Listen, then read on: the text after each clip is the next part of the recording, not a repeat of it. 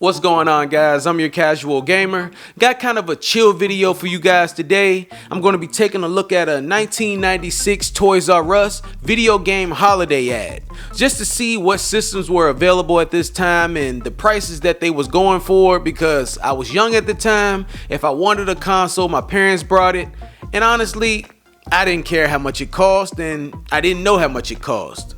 So if we start off looking at the front page, Nintendo 64, the future is here. Now, real quick, this is 1996. The Nintendo 64 was just released, so this was the new hottest thing on the market. The PlayStation had already been around for 2 years. 64 bits of pure power, realistic 3D graphics, revolutionary controller. I disagree. I really didn't like the N64 controller, but hey, maybe you did. It's an unbeatable gaming experience. I'm not sure about that either. I'd rather had a PS1, but hey, to each his own. And the system was going for $199 back then. That's the same price that you can get a Switch Lite right now for. And the only game that was on the cover was Super Mario 64, and that was selling for $59.99, which is a basic price for a game today. So you're telling me all the way back in 1996, they were selling new games for $60? That's crazy. Not much changed. I mean, they've gone up now. I mean, Series X and PS5 games are 70, but 60 back then, that seems like a lot. On the next page, we got Sega Saturn. This is a console that I'm not a big fan of.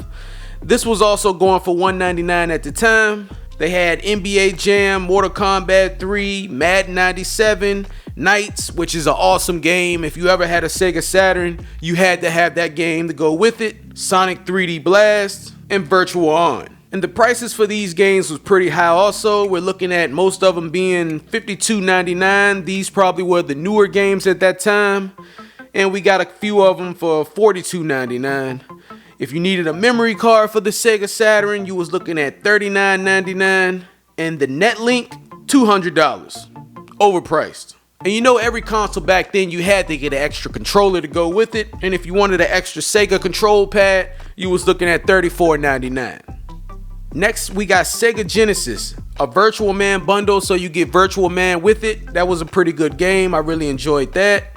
We got $100 for that. I mean, it was an older console at the time. The Sega Saturn was their new console, so Sega Genesis, $100. Extra controller, $20. We got Live 97, Madden 97, and NHL 97, all selling for $60. Now, we're talking about Sega Genesis games selling for $60. I mean, I don't know what you guys think about that, but I think that's way too much for some Sega Genesis games. $60? I can't believe my parents were paying this much for these games back in the day. And look at this. They got Ultimate Mortal Kombat 3 and NBA Hang Time for $70. $70. Like, I don't understand that. I mean, Mortal Kombat 3 was good. Hang Time was okay, but $70? $70? All right, we got to move on from that. I mean, that was just crazy. $70, but next page, we got Game Gear Sonic System, $129. The Game Gear was a great system. I mean, it had a small screen on it, but at the time, it was better than Game Boy, but it didn't sell nowhere near as good as Game Boy. I never had one. My friend had one. I played it. I liked it, but I never asked my parents for one because I had a Game Boy. So they had X-Men, Sonic Blast, Bugs Bunny, game selling for $34.99. I guess that was okay for a handheld. Some more Genesis games at the bottom. I'm guessing these weren't that popular at the time because they was only $19.97.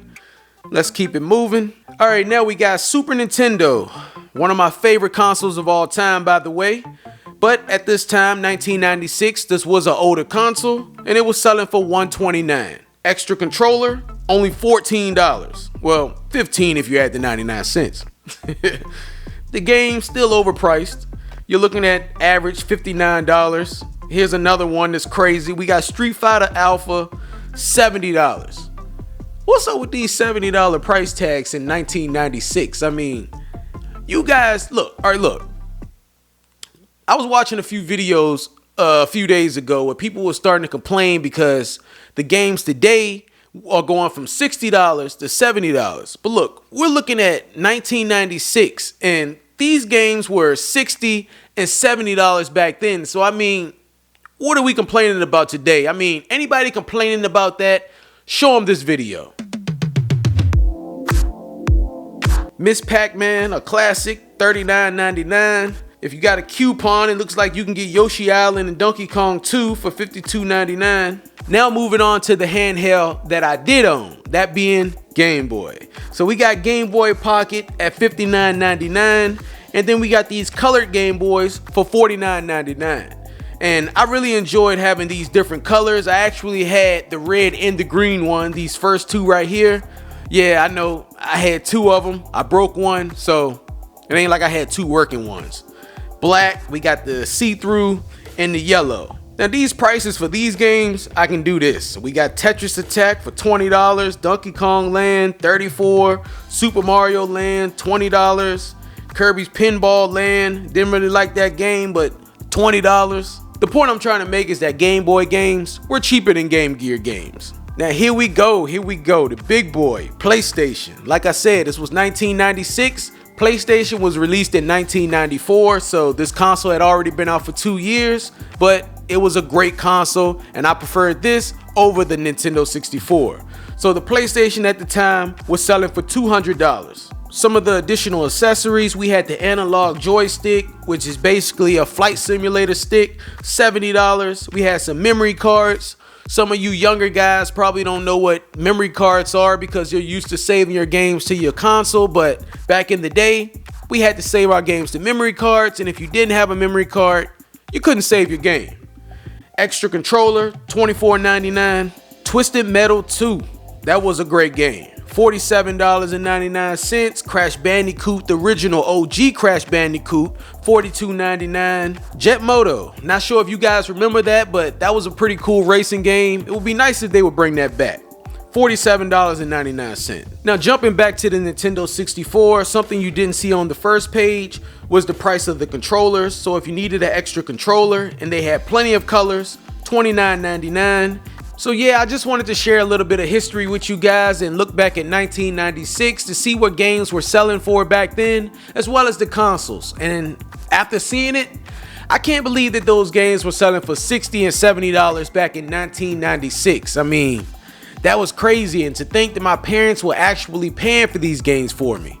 I guess since I made good grades back then, they used to buy them and didn't really complain, but I gotta go have a talk with them because they were crazy paying $70 for video games back then. But anyways, thank you guys for checking out the video. I hope you enjoyed it, and make sure to share this video with somebody that you know that's complaining about these $70 games we have today, and just tell them that your casual gamer said that in 1996 they were already selling for $70. I'll see you guys in the next one.